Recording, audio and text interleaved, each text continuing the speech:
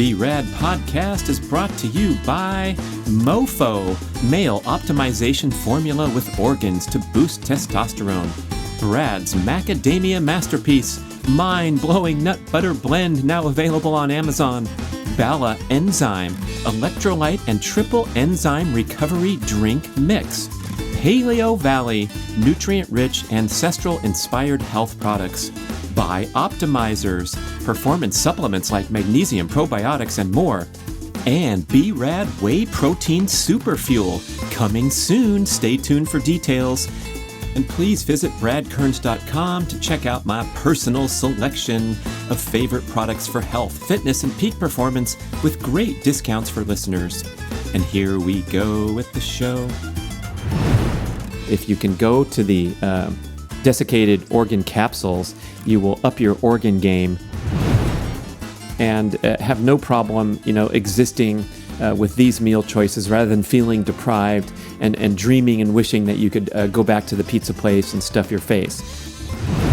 Best diet is one that's nourishing and psychologically pleasing that you enjoy enough to stick to. Okay, here we go with some quick tips to boost your overall health and fitness, delay aging, and generally clean up your act, inspired by a nice email from an old friend who reached out to me at the tender age of 64, looking for some guidance and some focused tips and insights. And this guy is a lifelong, highly accomplished endurance athlete, extreme outdoorsman, but he had gone a little off track, what with quarantine and some personal upheaval in life, right? Who can't relate to all that? So here's his epic email, a kind of a one-liner. Okay, Brad. After seeing you in one of your latest Instagram posts, I'm a believer. Can you give me some quick tips? I want to turn things around, etc., etc. I wonder which post it was. Was it the fatty popcorn boy getting his six-pack back? Was it me assuming my yoga wheel position on the beach in Hawaii? A component of my morning routine, probably the hardest move. Who knows? But it doesn't matter. And I appreciate the inspiration for this podcast and the opportunity to engage on this level. So thank you so much for writing in.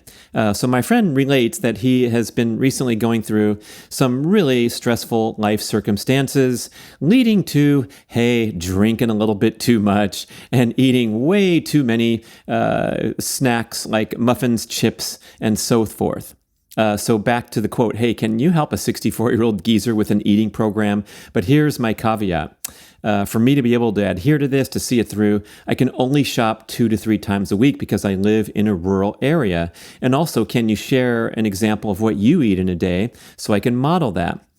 So here's my new strategy, listeners. You got to reel people in and see if they really are interested and get a little bit of back and forth, get them participating in the exchange rather than slamming them with an excess of information that might intimidate them or might not elicit total buy-in. So I made this mistake several years ago.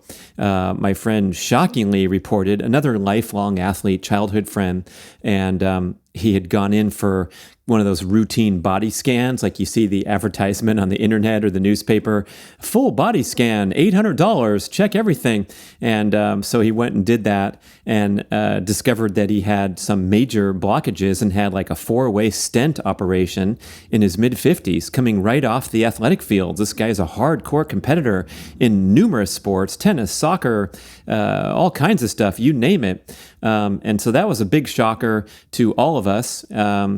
It turned out that he had some lifestyle change in order. So I presented him with a comprehensive, probably 1,200-word email breaking down all the categories and the foods and the exercise programs. And his classic reply was like, "Cool, thanks!"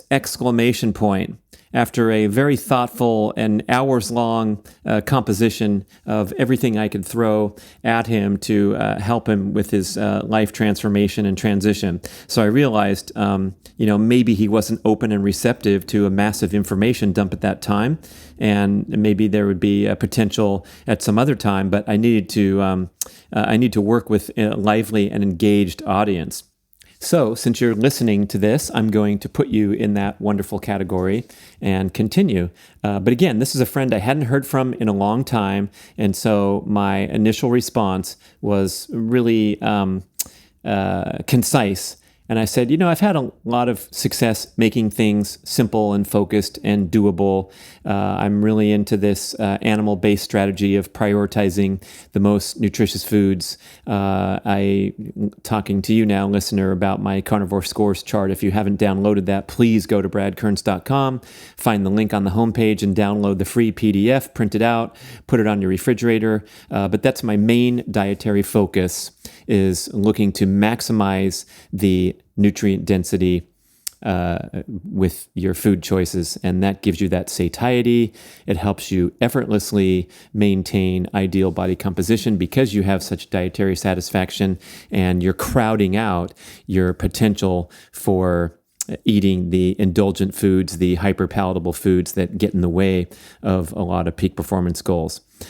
So back to my really short response, just think about emphasizing nutritious foods that are delicious and satisfying, and, get on a program there. And of course, we have some exercise objectives. I've really found my morning routine to be helpful to get me started in the right way, blah, blah, blah. And then that's it, send. And the reply came back asking for more details and making some comments and sharing more personal information. And so, now we got a fish on the line. We're in business and we can engage on a real and meaningful level.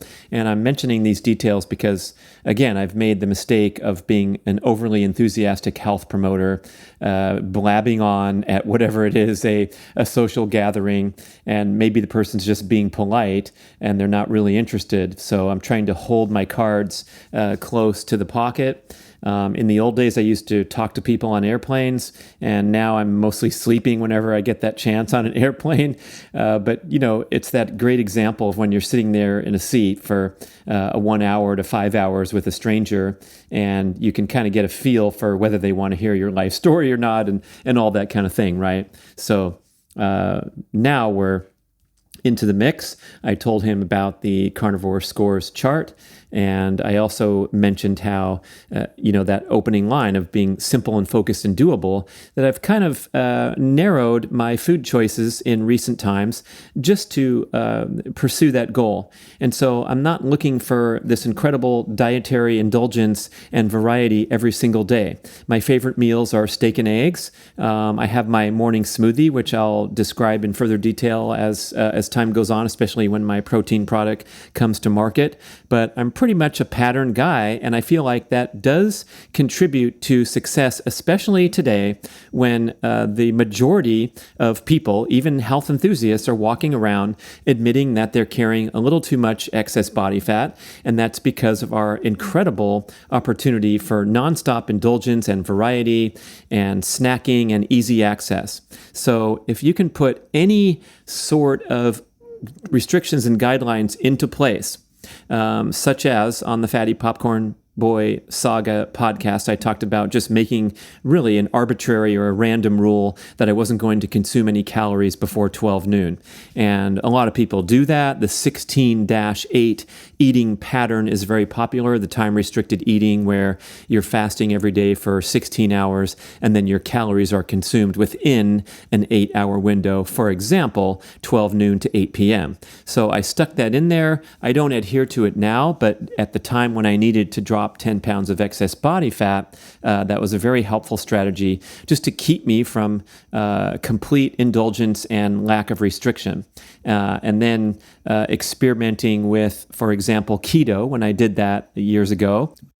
And that was during the research and writing of the Keto Reset Diet with Mark Sisson, published in October 2017, and still a bestseller. Oh yeah, because it was one of the early books about keto. It was great. It was comprehensive. It's still a fantastic read, and it was a wonderful experience to go deep into that journey of ketogenic diet, where you're restricting your carbohydrates sufficiently to prompt the production of ketones in the liver. And as we've taken great pains to explain, this is not intended as a lifelong permanent strategy unless that's something that's extremely effective for you. And a lot of people are showing that strict keto has been a godsend to help them recover from metabolic damage. But for active athletic folks that have good blood work and good body fat, we more consider it, Mark and I consider it a tool, a strategy to use to have at your disposal for a short-term experience, especially if you're trying to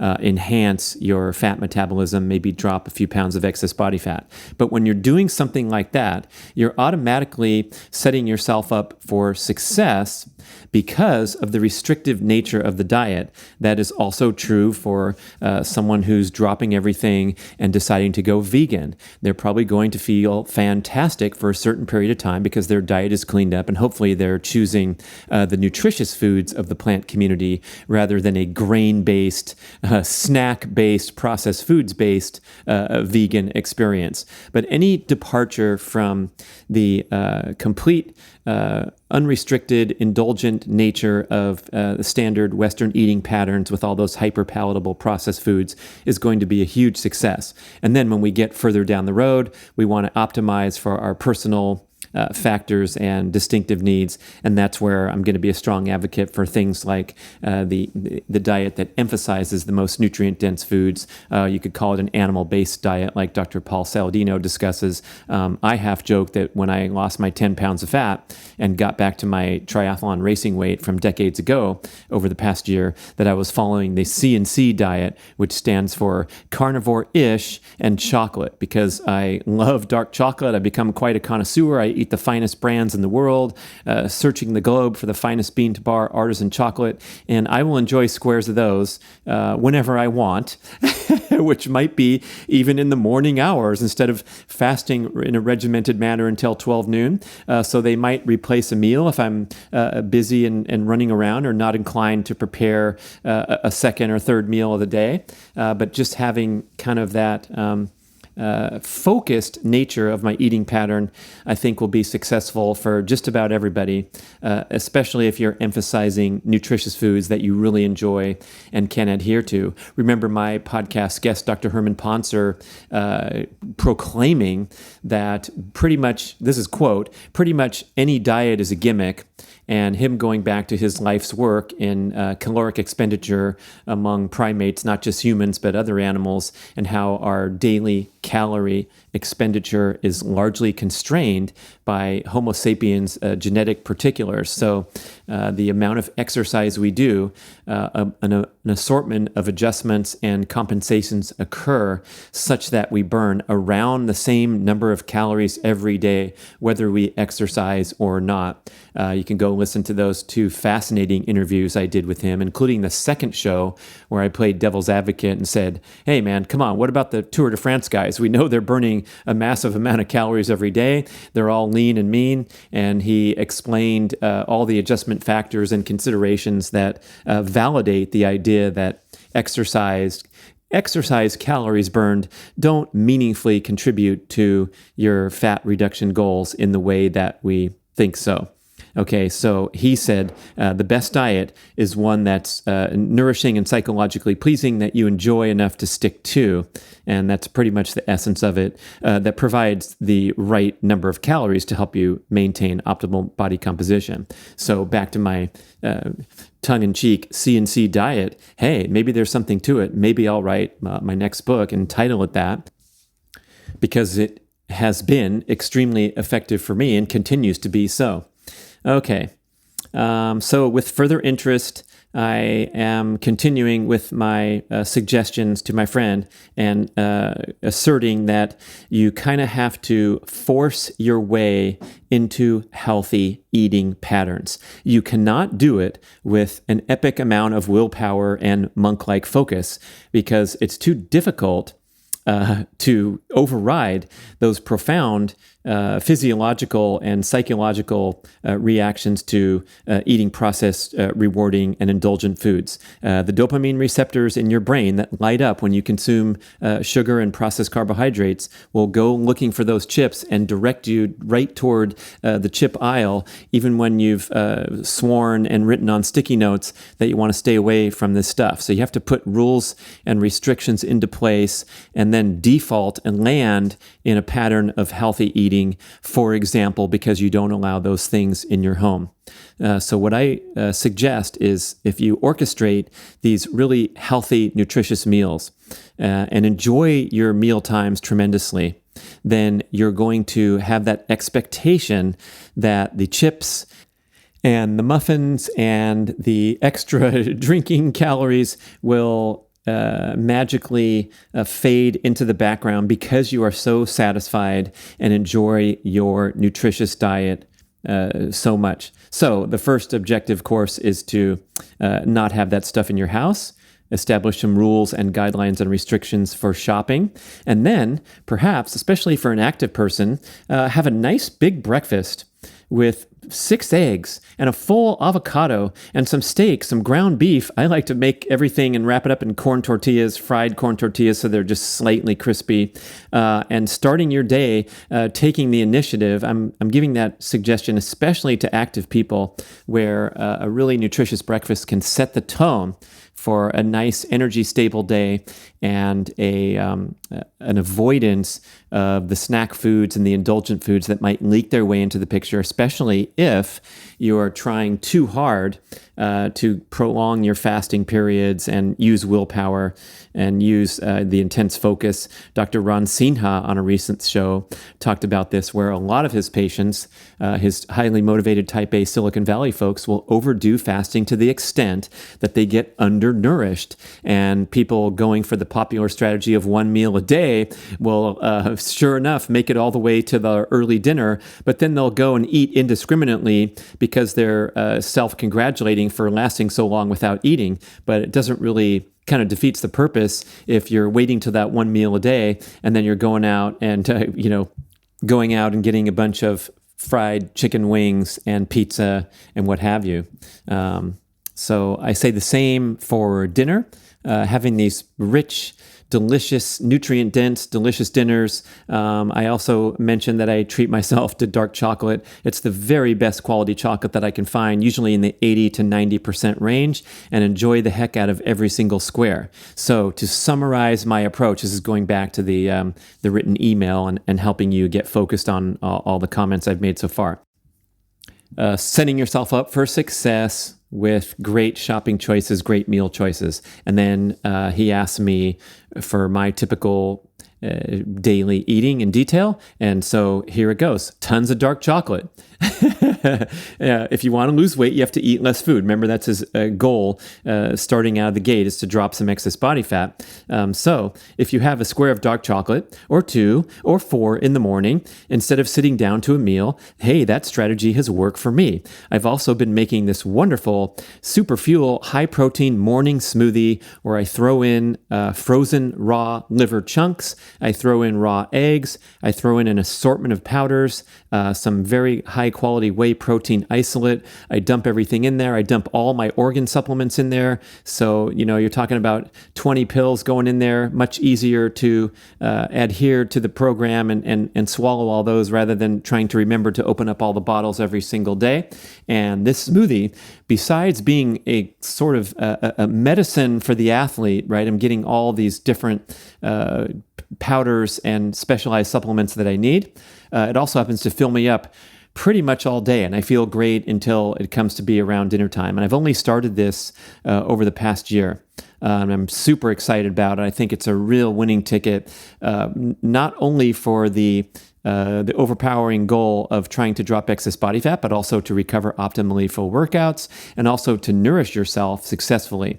Everyone talks about how important it is to have liver in your diet and the other true superfoods of the planet, the pastured eggs, but sometimes we will miss out on meal preparation of the ideal foods. So now you just throw it in the smoothie, and it's very convenient. It's time efficient, and there's things like creatine that now the research is mounting that especially aging active folks, aging athletes will have tremendous benefit from upping their intake from what you get even from the healthiest and most strategic diet.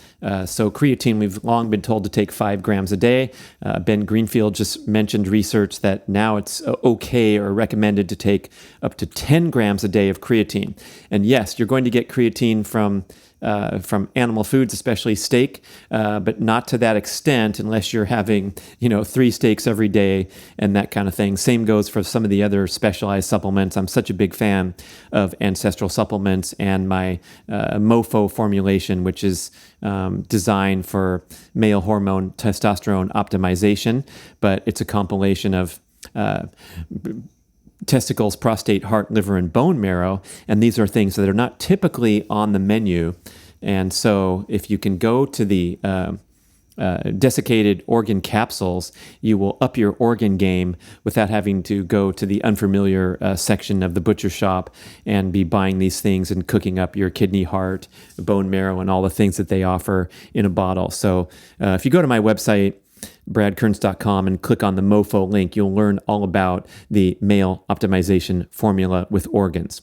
So again, back to my winning formula here. We got the dark chocolate, the very best quality. We got the morning superfuel high protein smoothie. That's a new addition to the program.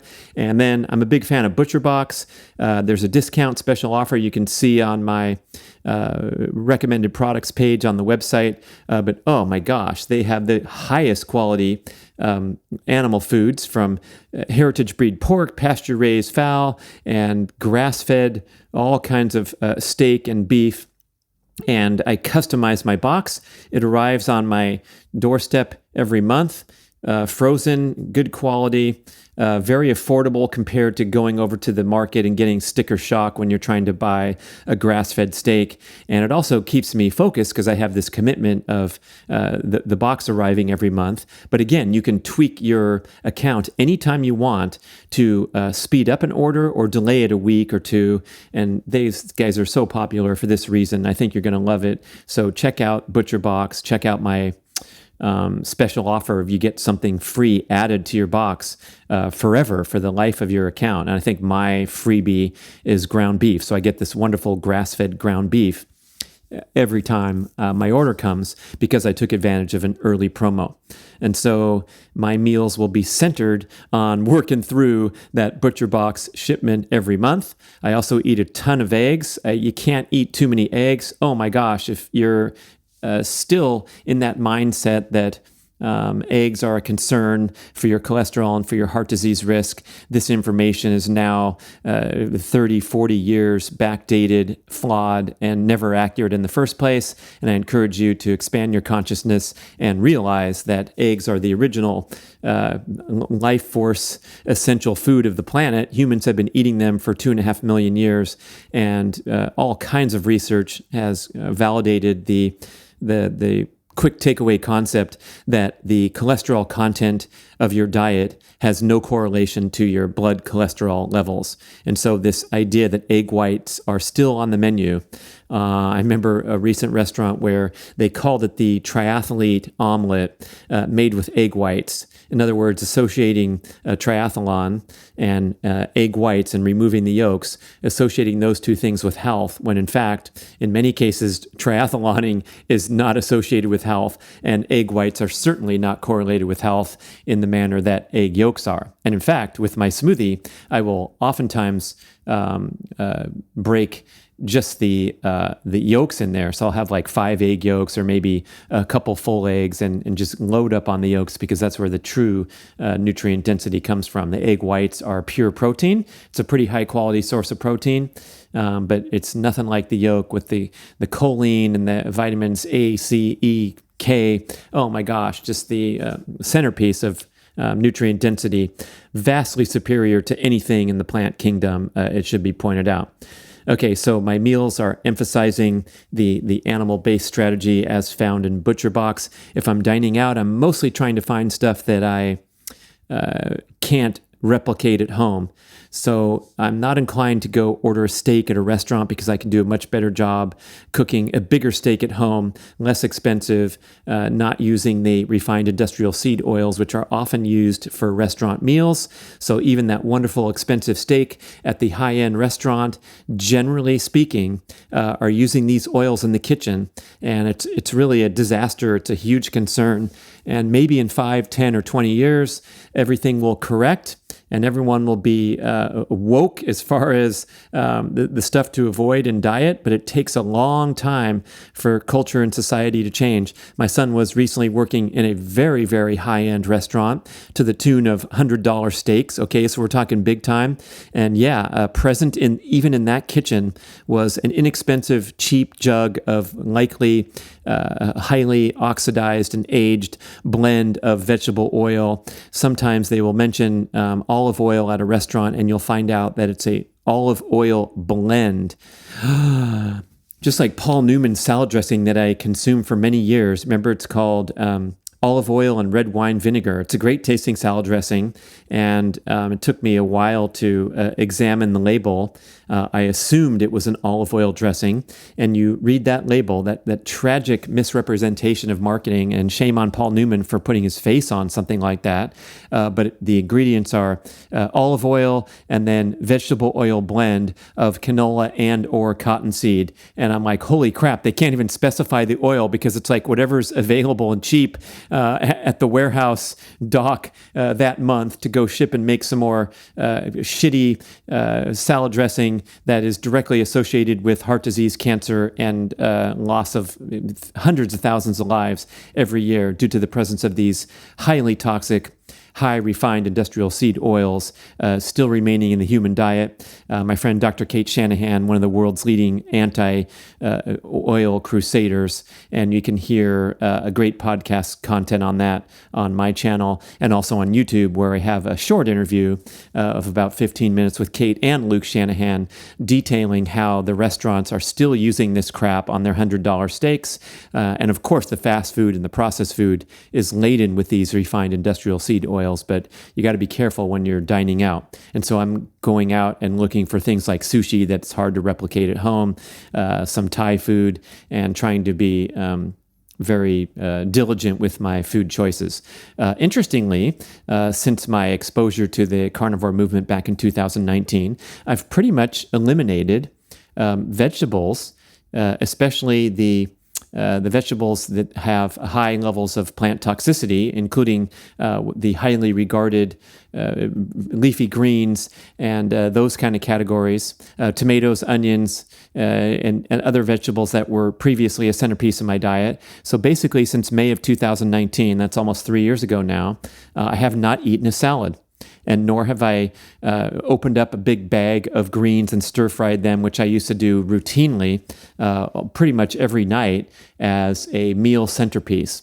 And that was, a pretty big slap in the face to these lifelong assumptions that these vegetables were universally regarded as healthy with no downsides and presented as dietary centerpieces for the human. This is a lot of modern marketing and cultural forces touting a plant-based diet as healthier, more sustainable, more eco-friendly than going and eating your red meat, which has been demonized for so long. And it's wonderful to see this stuff getting unwound successfully by the leaders. And I don't want to get pigeonholed into recommending this strict and highly distinct diet, but it's great to open your mind and realize that not only do you not need vegetables to be a healthy person, they might possibly be harming a certain percentage of the population that has sensitivity to the plant toxins. And so when I'm sitting there looking at my salad,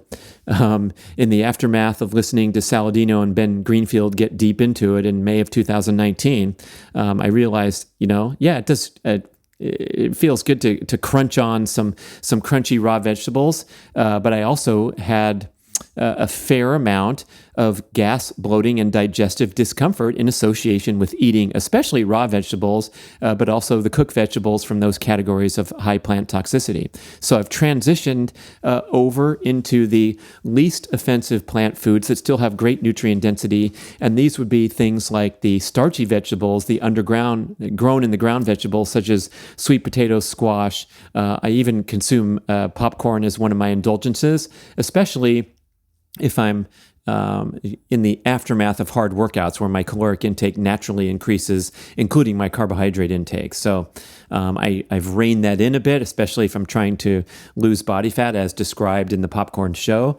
But it's been an interesting transition over to enjoying more fruit, more of the least offensive carbohydrates, and staying away from some of the stuff that indeed has a lot of nutritional properties, nutritional benefits. Your raw kale smoothie, filled with celery and beets and carrots and kale that I used to drink on a regular basis is also filled with high levels of plant toxins. So going for the nutrient superstars as represented on our carnivore scores chart. So I promoted ButcherBox. I have that discount. I also shop at uswellnessmeat.com. They have great selection of animal organs, especially liver from different animals. They have heart, they have kidney that I've ordered from them. Great shipping. And they also have liverwurst and Braunschweiger, which are in these tubes where you just slice it up, pan fry it, and it's a delicious way to integrate more organs, especially liver, into your diet, and it doesn't have that strong taste of liver that is a turnoff to some people. So I will chow on that like crazy, and then when I go to the supermarket, I'll get the very best pasture-raised eggs I can find. I have a fair amount of full-fat yogurt and sweet potatoes. I'm especially fond of the purple sweet potatoes that I first discovered in Hawaii. Purple on the outside and the inside, as distinguished from the ones that are purple on the outside and yellow on the inside. But those purple sweet potatoes, I believe they're really high in fiber because they're more dense than the orange ones that are more popular, or the yellow ones. And then since I've talked about chocolate so much, I'm going to give some of my favorite websites. We had that great show with Sean Askinosie, the founder, proprietor of Askinosie Chocolate in St. Louis, and he makes some of the greatest chocolate in the world. And I especially loved during his show where he talked about the importance of sourcing a premium bean-to-bar artisan dark chocolate where they have designations like fair trade and bean-to-bar, such that the manufacturer knows the origin of their cocoa beans and the farmer was fairly treated and fairly compensated. So that's the fair trade designation on the label, or the bean-to-bar designation.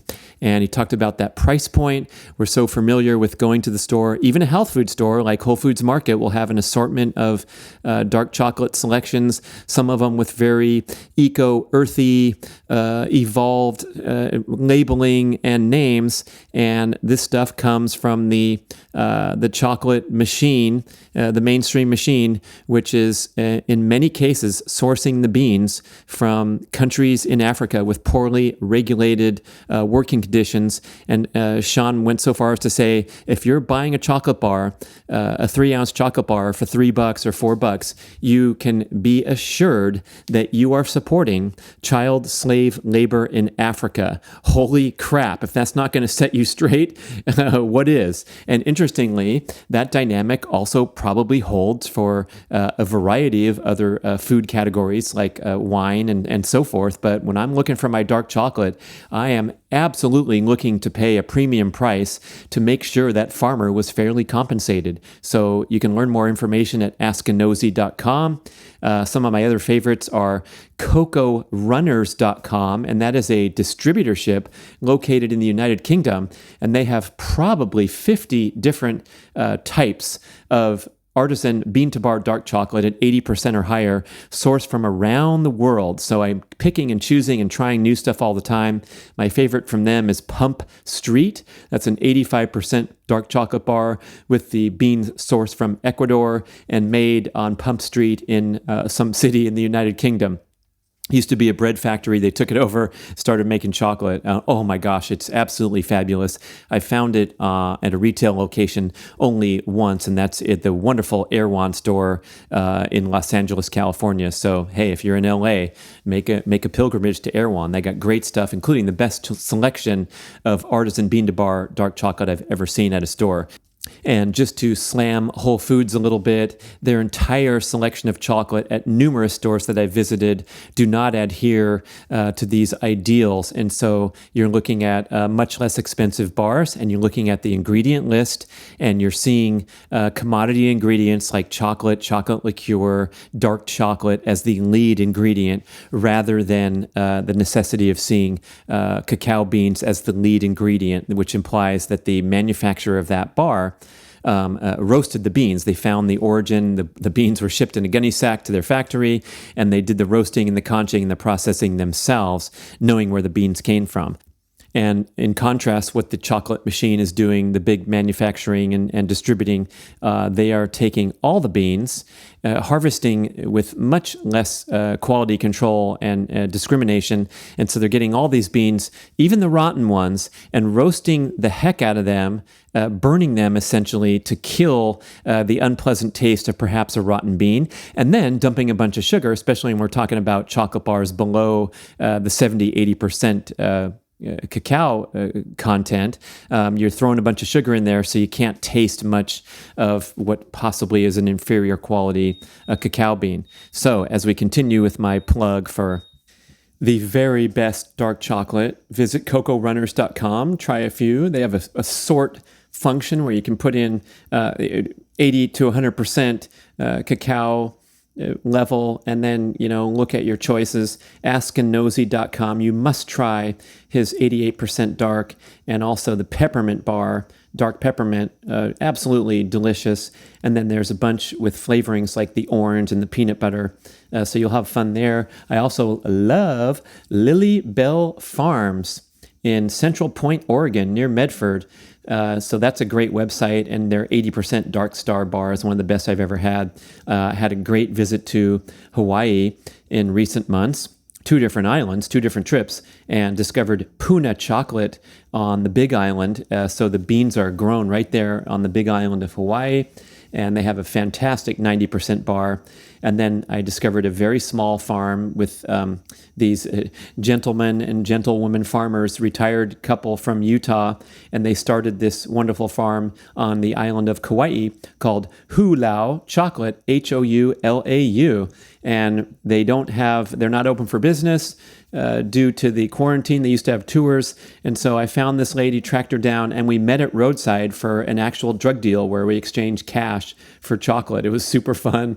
And this is one of the best bars I've tasted. They have an incredible 70% bar with this amazing fruity taste. And you're talking about going straight to the farmer. They started this thing out as a dream, started growing the beans. It takes many years to harvest. They built a facility at great effort, and took a long time to actually roast and process the chocolate right there. So that is getting deep into the ambition to have a real bean-to-bar small farmer experience. Okay. And guess what? These bars were 2 ounces, and they cost $10 per bar. So that's $5 an ounce. That's on the very high side. But oh my gosh, what a pleasure to exchange funds with this lady who's smiling and hoping I'm going to love her chocolate. And that's a big difference from supporting the machine and child slave labor in Africa. I hope you can take this message to heart and change your consumption habits, because that's the only way to change things. So again, I mentioned looking for cacao beans as the first ingredient on the label, and perhaps a bean to bar designation or a fair trade designation is also nice. The commodity ingredients are things like cocoa mass, cocoa butter, chocolate liqueur. So stay away from that stuff. Forget it. And complain to your local Whole Foods branch that they need to get some better choices in there. Okay. I think that's a good amount of chocolate discussion and Whole Foods bashing, except I also take them to task for having canola oil all over the store in a variety of ingredients they're selling, as well as in the foods in the hot bar. Absolutely disgraceful. Can't believe it. But we're still trying to help my friend here and all of you listening with some turnarounds with the dietary strategy and then into exercise and sleep and stress management. But we have to get those hyper-palatable, highly processed foods out of the diet, the big three of refined grains, sugars, and industrial seed oils, and then create this opportunity to succeed by preparing these wonderful nutrient-dense meals that you enjoy. That's why we got off on the chocolate tangent and the Carnivore Scores chart, and you're all set up for success with the C&C style or whatever works for you if you want to tweak that a little bit. So then I ran down my typical day of lots of chocolate, the morning superfuel high protein smoothie, and the evening centered upon the nutrient-dense animal products, especially ButcherBox and uswellnessmeats.com. I gave you the numerous websites to check out some artisan dark chocolate. And now we're going to land on the exercise topic. And so here, my friend talked about wanting to lose some of that extra belly fat, which is such a prominent complaint, especially as males age and females starting to accumulate this type of fat in the midsection called visceral fat. We've talked about it on numerous shows.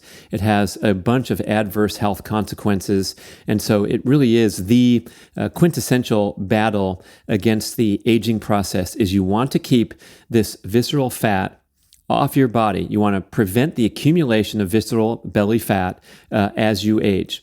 Because if you start to add a bit of visceral fat, it is actually considered technically its own organ because it secretes inflammatory substances into the bloodstream. They're called inflammatory cytokines. And so this visceral fat is making bad stuff, dumping it into your bloodstream, and it leads to a variety of adverse health consequences. One of them is called aromatization, and that is where you convert testosterone into estrogen due to a state of systemic inflammation in the body. And so you have whatever testosterone you're making at whatever age, you're trying your hardest to hang on to your masculinity, your male virility. And so if you're 40 or you're 50 or whatever, you are working with what you got. And then if you are in an inflammatory state, as evidenced by the accumulation of belly fat, you're going to convert that testosterone into estrogen. People who take supplemental testosterone in the presence of an unhealthy physique and unhealthy lifestyle practices are washing that effort down the drain, because that supplemental testosterone, it might give them an initial boost for a while, and then in an unhealthy body, the extra testosterone is going to be aromatized into estrogen.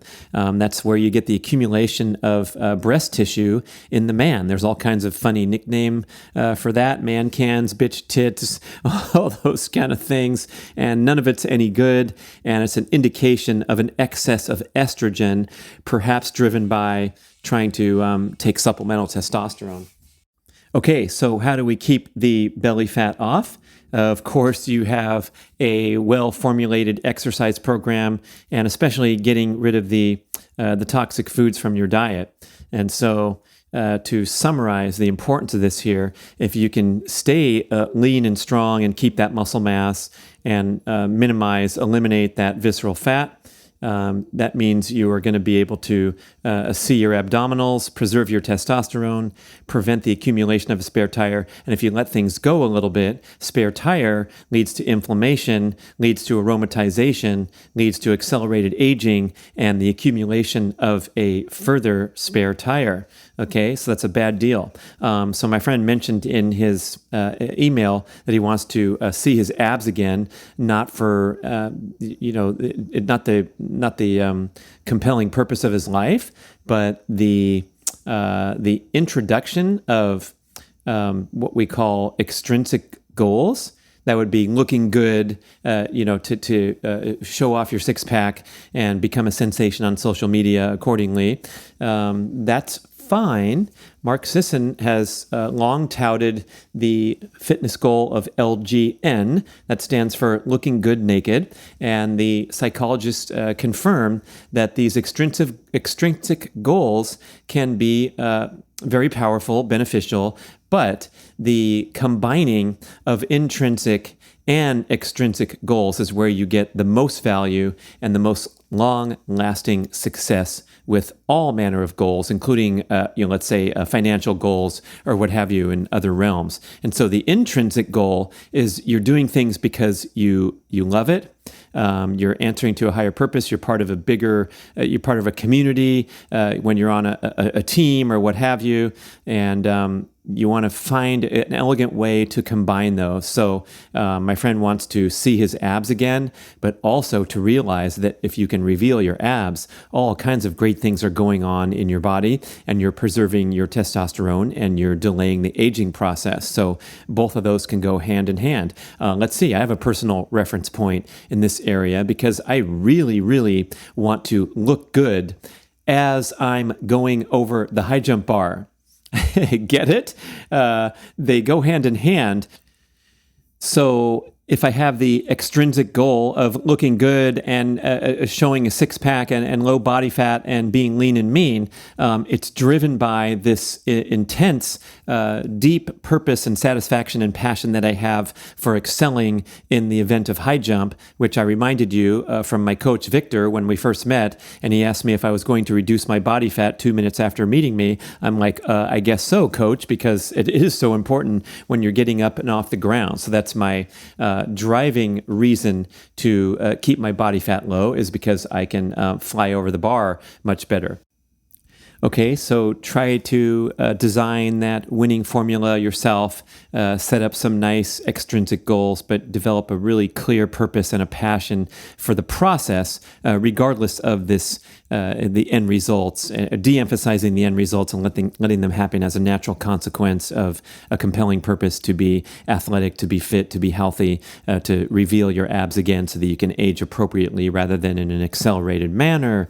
Another point of discussion here, especially directed to someone who has been a lifelong endurance athlete, is that I'm urging my friend to discard this endurance athlete struggle and suffer mentality forever and ever, because especially those that got deep into the extreme pursuit of these endurance goals, we did not do right by our health. The training patterns of an Ironman triathlete do not go hand in hand with health or good immune function or good hormonal status, because they're chronically stressful.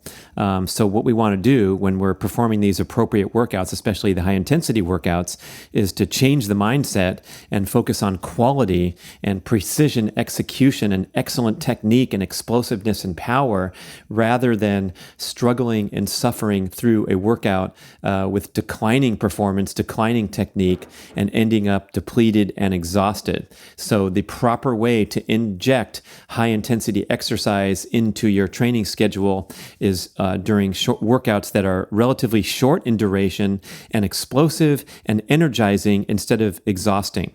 I had that great show with my friend Dr. Craig Marker talking about his transformative article titled Hit versus Hurt, and that is recalibrating this popular concept of high intensity interval training into a more appropriate and beneficial and less risky high intensity repeat training. So these exhaustive, prolonged workouts where you're sprinting again and again during spinning class and getting really tired and dreaming of a hot fudge sundae at the end, that has been shown to disrupt healthy hormone status and lead to overeating, burnout, fatigue, suppressed immune function, as opposed to going out there and performing like a real athlete and curtailing workouts when you notice even the slightest degradation in your technique or the accumulation of fatigue or something wrong like a little twinge in your muscle, tightness in your lower back. That's not what appropriate high-intensity training is all about.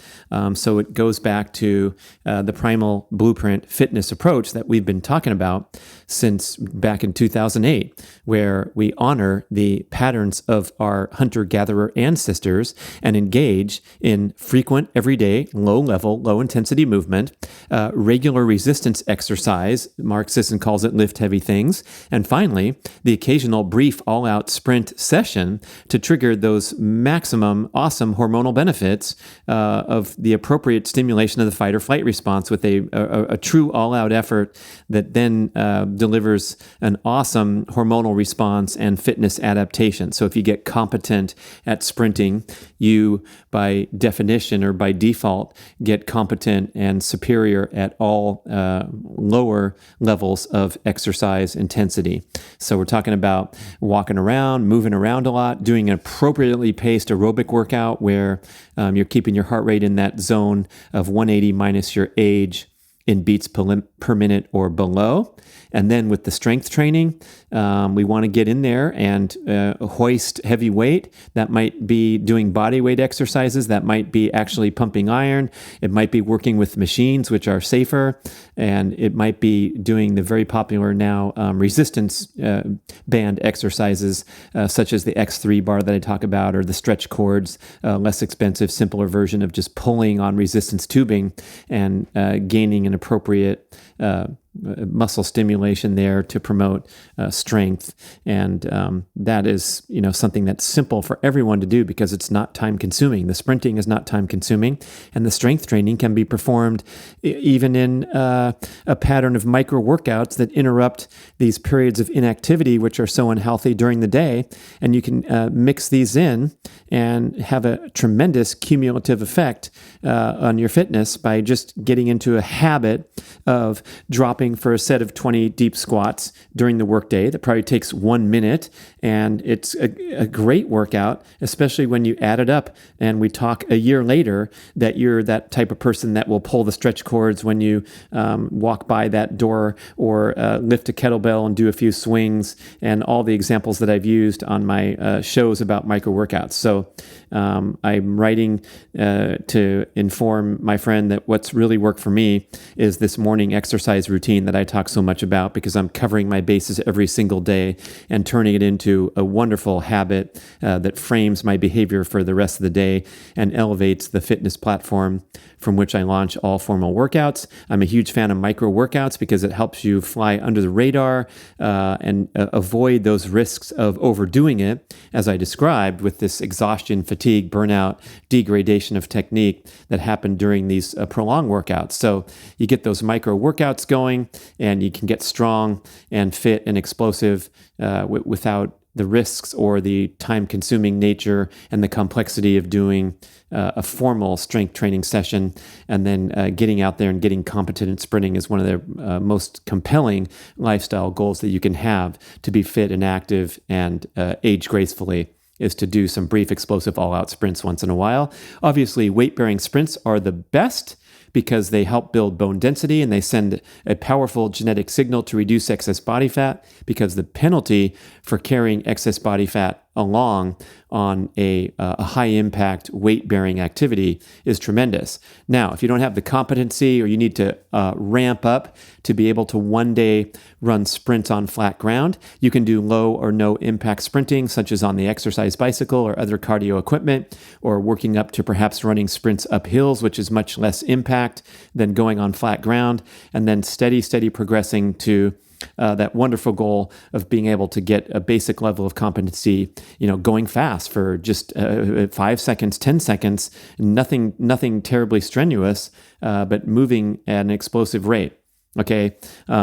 And then if you are into that cardio scene and becoming an enthusiast of group exercise or group training, running on the roads, entering the events, make sure that the vast majority of your steady state cardiovascular exercise is at these aerobic heart rates of 180 minus your age in beats per minute below. And just to finish up, we should have a little plug toward sleep here. It probably arguably could be the very first thing to talk about when someone's emailing me asking me for advice how to turn around their life. But everything flows downstream from establishing a foundation of excellent sleeping habits.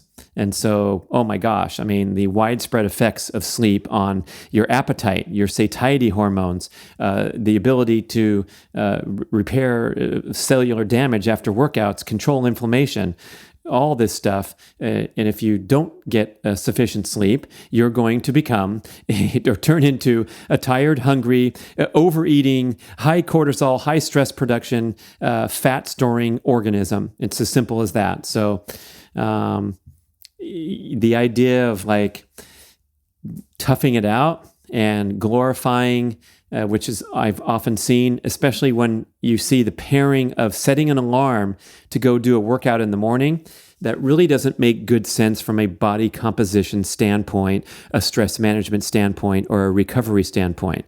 So if you're having to set your alarm to get up and blast a workout before your busy day comes up, I strongly recommend rewinding the tape and looking at your evening habits, because I feel like all of us have a lot more free time and flexibility and loose hours in the evening where we're tired after a busy day and we decide to indulge in screen entertainment or whatever we're doing. But we could possibly have some potential there to turn back the bedtime a little bit in order to wake up in the morning feeling naturally refreshed and energized without needing an alarm, or with needing a soft alarm like the birds chirping on your phone or the raindrops falling at an escalated rate or all the cool stuff they have now to wake up gracefully. But if you're having to slam yourself out of bed, that's going to be an unsustainable strategy that could very well compromise your adherence to long-term goals. It's also interesting to understand the variation in sleep needs, because I'm often wondering, am I just being a wuss here that I need 9 hours in the winter and 8 hours in the summer? It seems like a lot, and so many people get by with much better than me. Ben Greenfield just cited some research that almost all of us fall into this optimal sleep window of 6 to 9 hours. And people who are sleeping more than that often correlated with increased mortality risk and disease and poor health. Of course, you can understand that. People can't get out of bed. They got all kinds of weird stuff going on, prescription medications, abusive lifestyle practices. Okay, but 6 to 9 hours is a huge range, and very few people, in fact, can thrive on 6 hours of sleep. There's a lot of talk about these genetic markers for the light sleepers, and Dr. Matthew Walker contends that it's like 1% or thereabouts of the population can really do well on that, but probably 10 or 15 or 20% of people think that they're in that category where they can do just fine with 6 hours, but it's not really true. I was so comforted to learn from my podcast guest and good friend Mark Allen, the greatest triathlete of all time. ESPN named him the athlete of the century for his amazing exploits dominating triathlon for so many years. And he says that he needs 9 to 10 hours of sleep every night. And I'm like, oh my gosh, if Mark Allen can do that, then I'm going to feel validated when I'm getting that extra sleep. Okay, so a quick summary of everything. We want to clean out the pantry and ditch those big three toxic modern foods, especially the wheat and the sugar and the addictive properties that they have, and the extremely health-destructive refined industrial seed oils that inflict immediate damage on the cellular level when you ingest them. Then, as we're cleaning out our pantry and setting ourselves up to win, we want to surround yourself with success factors. So that means wonderful mealtime habits, and also eating these nutrient-dense meals that you enjoy and that you feel like you can stick to and have no problem, existing with these meal choices rather than feeling deprived and dreaming and wishing that you could go back to the pizza place and stuff your face. And so that's when I talked at length about my chocolate fascination and the way that I've designed this kind of narrowly focused diet where I'm just locked into my favorite stuff and eating it and enjoying it. Then we go to exercise and we want to get this whole scene dialed. First and foremost, avoiding those overly stressful chronic patterns that many exercise enthusiasts engage in, especially those with that endurance mentality that I'm directing this to my friend that started the whole conversation, is you got to put that aside and just take good care of yourself and exercise appropriately rather than in an overly stressful manner. So number one is avoid the chronic patterns. Consider establishing a daily movement routine so you can be sure that you get it done and you get wired into habit. You must include high intensity exercise where you're putting your body under resistance load of some kind and engaging in brief all-out sprints. And then the micro workouts deserve a spot in the high priority list because they're so easy and doable, and they have so many other peripheral benefits like breaking up prolonged periods of stillness. And then finally, prioritizing sleep. And the best way to do that is to go look at your evening habits, scrutinize, and see if you can set that bedtime back if necessary. And also creating the ideal environment, which basically is a cave. You want your bedroom to be completely dark. You want it to be cool, so 68 or below is the ideal sleeping temperature. The mattress pads are helpful for that, like Chili Pad, where you can set the mattress on a water cooling system to be at a low temperature and then get under covers. So the winning formula is to have a cool room and a cool mattress, but appropriately warm skin. So you have your pajamas or covers or whatever you need to get that winning combination there. Your sleeping environment should be clutter-free and peaceful and a place where your brain can relax and facilitate sleep.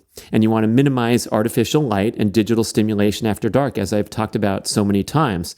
So that means perhaps donning the red glasses, the orange tinted glasses with UV protection, switching to some orange light bulbs, or using those Himalayan salt lamps or candlelight or firelight as your light sources rather than the intense blasting light from light bulbs and overhead lighting it looks white in color, but they call it blue light because that's the blue on the UV spectrum. And so you can do great measures to just tone down your evening experience, dark, cool, quiet, and then set yourself up again, just like with food, set yourself up for optimal sleeping by creating the ideal environment and behavior patterns. And that, my friends, is a quick rundown, not really, but a comprehensive rundown, hopefully simple and easy to follow and very doable for everyone to boost your health and fitness, turn the corner if some bad habits and patterns have creeped in, and delay the aging process. Thank you so much for listening. Love to know what you think about this and maybe some of your own personal goals you can share.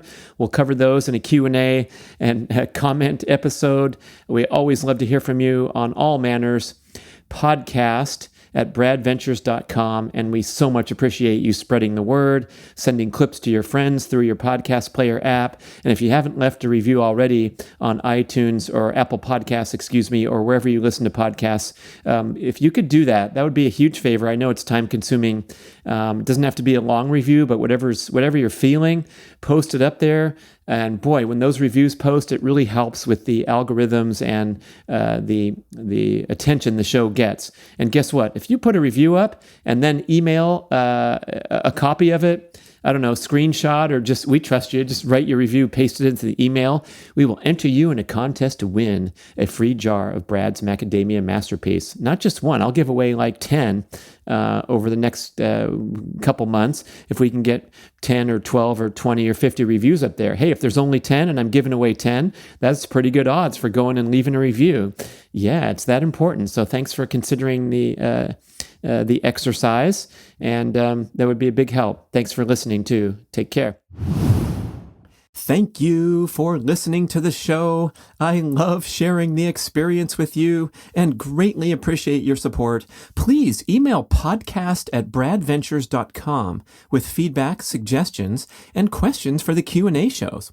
Subscribe to our email list at bradkearns.com for a weekly blast about the published episodes and a wonderful bi-monthly newsletter edition with informative articles and practical tips for all aspects of healthy living. You can also download several awesome free ebooks when you subscribe to the email list. And if you could go to the trouble to leave a 5 or 5-star review with Apple Podcasts or wherever else you listen to the shows, that would be super incredibly awesome. It helps raise the profile of the B-Rad podcast and attract new listeners. And did you know that you can share a show with a friend or loved one by just hitting a few buttons in your player and firing off a text message? My awesome podcast player called Overcast allows you to actually record a soundbite excerpt from the episode you're listening to and fire it off with a quick text message. Thank you so much for spreading the word. And remember, be rad.